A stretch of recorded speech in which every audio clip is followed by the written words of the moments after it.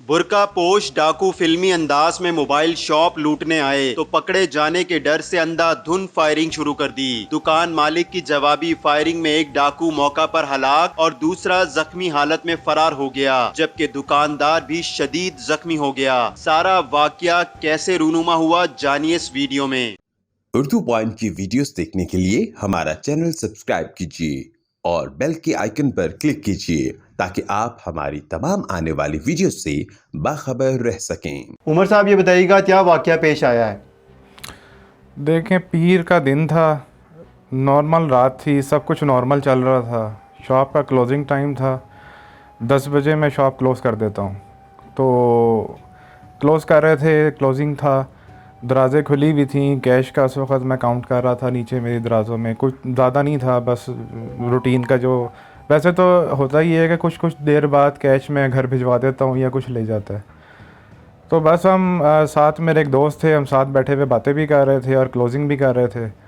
तो अचानक से जिस तरह कस्टमर दुकान में आते हैं, इसी तरह एक ख़ातून अंदर आई हैं जिन्होंने शरई पर्दा किया हुआ था, हाथों में ग्लव्स थे और नकाब आगे लिया हुआ था और पूरा बुर्क़े से अपने आप को ढका हुआ था।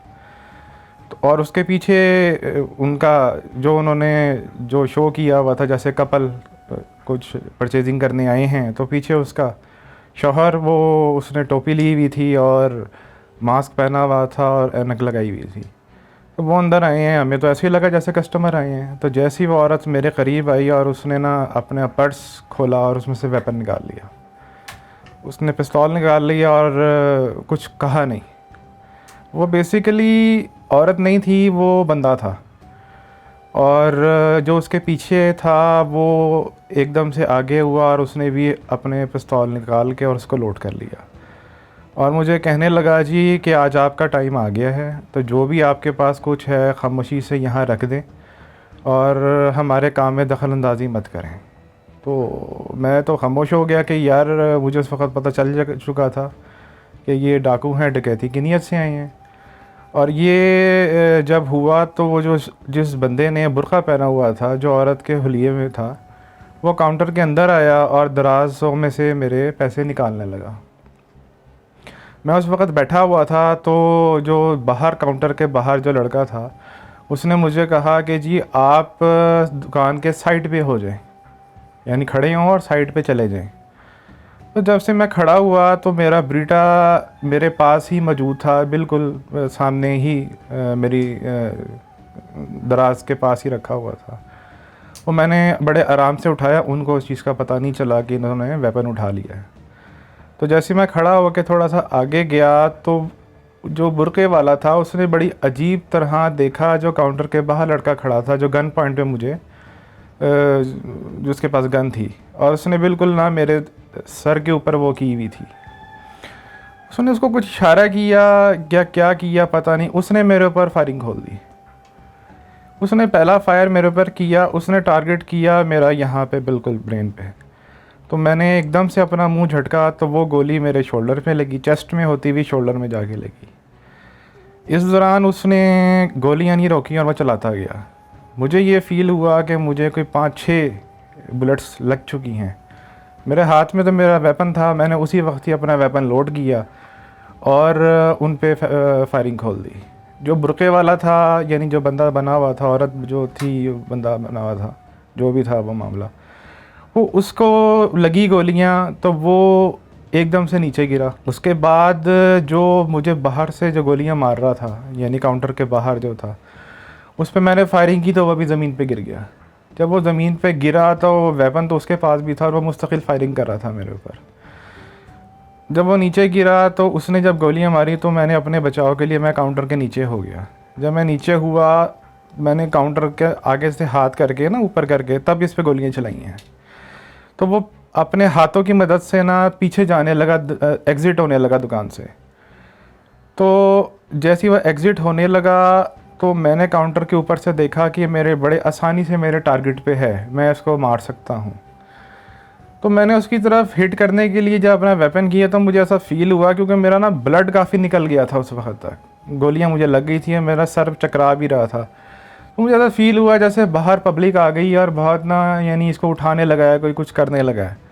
तो फिर मैंने उस पर फायर नहीं किया कि किसी बेगुनाह के ना लग जाए, क्योंकि मुझे तो था कि जी मैंने तो ख़त्म हो जाना है, मुझे तो इतनी शदीद तकलीफ़ से ब्लड मेरा बहुत तेज़ी से निकल रहा था। तो मैंने तो अपने आप को ये बता दिया था कि जी मैंने अब नहीं बचना, यानी मेरे पास टाइम बहुत कम है, जितनी देर है उतनी देर में मैं ये सब कुछ कर सकता हूँ।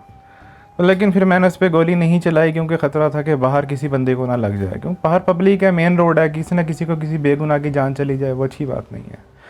वो लोग तो जी समझ लें पता नहीं किस नीयत से आए थे, क्या करने आए थे। किसी की जान लेना अच्छी बात नहीं है, मतलब मेरा नज़रिया ये नहीं था, या मेरा प्रॉस्पेक्टिव नहीं था किसी को मैं जान से मारूं, लेकिन उन लोगों ने मुझे मजबूर किया, यानी उन डाकुओं ने मुझे मजबूर किया उन पे गोलियां चलाऊं मैं। आपको कब पता चला कि ये जो खातून अंदर आई हैं जिन्होंने बुरखा ओढ़ा हुआ है, हाथ में ग्लव्स पहने हुए हैं, ये खातून नहीं है, डाकू ही है?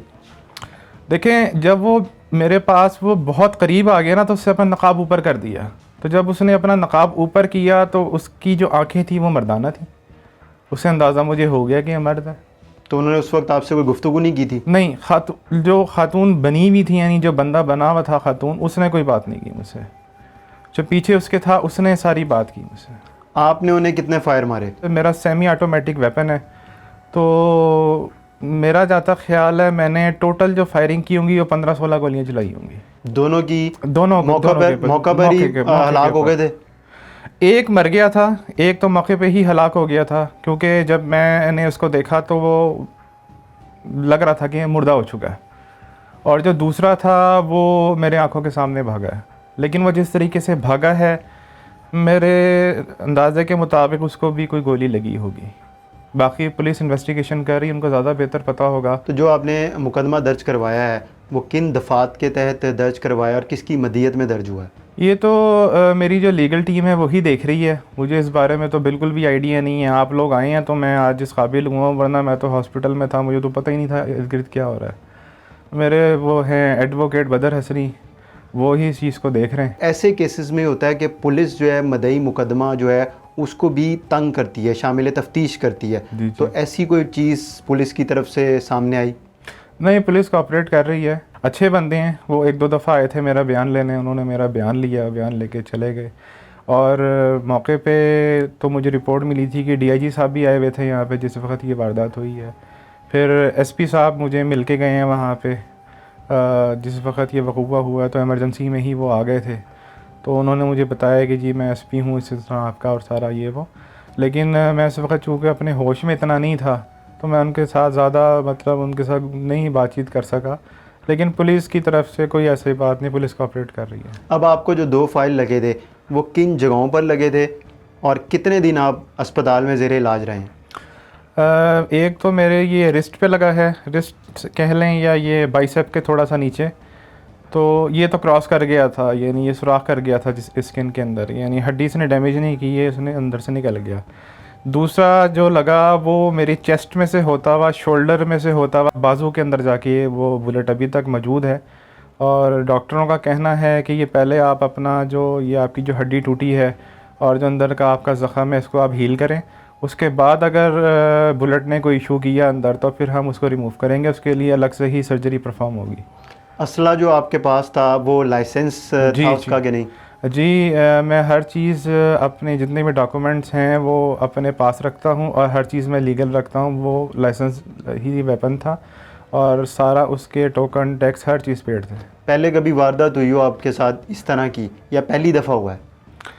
नहीं, ये मेरे साथ ज़िंदगी में फ़र्स्ट टाइम है, इससे पहले मेरे साथ कभी कोई वारदात नहीं हुई। दुकान जो है आपकी वो आपके घर से कितनी दूर है और जी, घर और दुकान का फासला कितना है? घर के मेरे करीब ही है। ये भी बताइएगा कि जब डाकू आए हैं तो उस वक्त आपकी दुकान में कितनी नकदी थी, कितने मोबाइल फ़ोन्स थे, उनकी मालियत कितनी थी अगर वो लेके चले जाते? उस वक्त चूँकि क्लोजिंग टाइम था, दुकान पे से मोबाइल फ़ोन्स काफ़ी हद तक मैंने उठा लिए थे, और कैश था कुछ, जो कैश मेरा गया है। अभी तो दुकान पे मैं गया नहीं, मैं देखूंगा वहाँ जाके कितना नुकसान हुआ है, क्योंकि मेरी पोजीशन नहीं थी ऐसी कि मैं अभी शॉप पे जा सकूं। उसी तरह शीशे टूटे हुए ना, मैंने भी सफाई करवाई है वहाँ पे। तो जो मेरा नज़रिया है, अभी जो मुझे मौके पे लगा था वो तकरीबन कोई 2 लाख के करीब का मुझे नुकसान हुआ होगा, जो वो लेकर जाने में कामयाब रहे हैं या वहाँ पे फेंक गए हैं, पब्लिक ने ले गई है, मुझे नहीं इसका इल्म अभी क्या हुआ क्या नहीं हुआ। लेकिन मेरा ख्याल है कि 2 लाख की अमाउंट तक का मेरा भी नुकसान हुआ। अच्छा, उन्होंने पैसे दराज में से निकाल लिए थे? जी, उसने निकाल लिए थे और आपस में रब्ता कर लिया था, यानी दे दिए थे उसने, जो अंदर बुरक़े वाला था उसने उसको पकड़ाता जा रहा था साथ साथ चीज़ें। तो ये बस बड़े जिसको कहते हैं कि सेकंड्स के अंदर ये वकूआ हुआ सारा।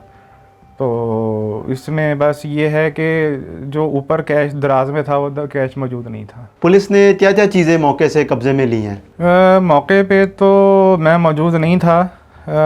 उनकी टीम आई थी कुछ, वो फॉरेंसिक टीम होती है, कौन सी टीम होती है, वो आकर उन्होंने चेक किया था सारा।